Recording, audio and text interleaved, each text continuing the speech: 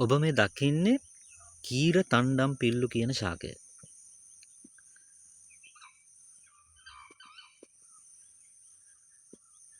මේ ශාකය ගැන මම වීඩියෝ එකක් මීට කලින් මේ channel එකේ පළ කරා. ඔබට ඒක බලන්න පුළුවන්.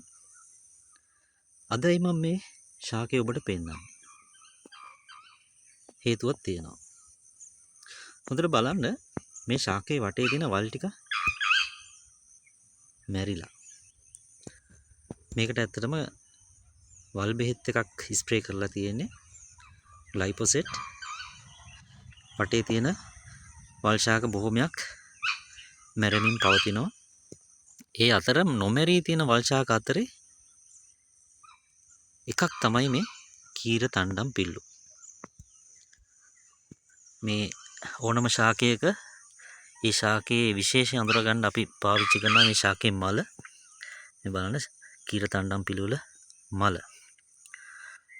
අපිට දැන් මේ ශාක විශේෂය පහසුවෙන්ම එතකොට අඳුරගන්න ඕනම අවස්ථාවක පුළුවන්.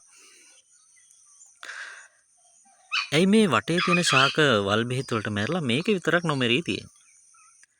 හේතුව තමයි එකක් මේක ප්‍රධාන හේතුව තමයි කාලයක් තිස්සේ අපි මේ වල් බෙහෙත් පාවිච්චි කරලා මෙන්න මේ ඇතැම් වල් ශාක තියෙනවා. ඒගොල්ලෝ ඒ බෙහෙත් වලට ඒ වල් බෙහෙත් වලට ඔරොත්තු දෙීමේ ගුණයක් ගොඩනගාගෙන තියෙනවා.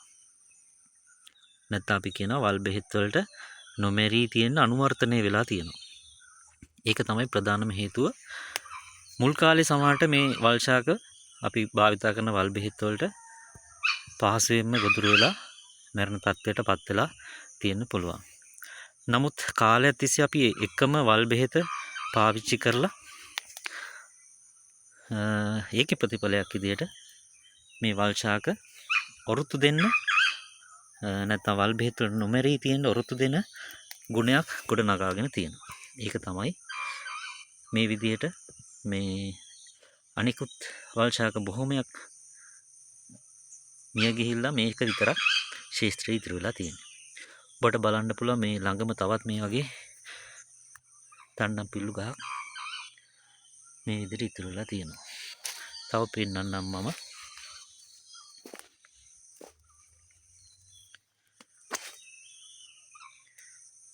මේ තියෙන්නේ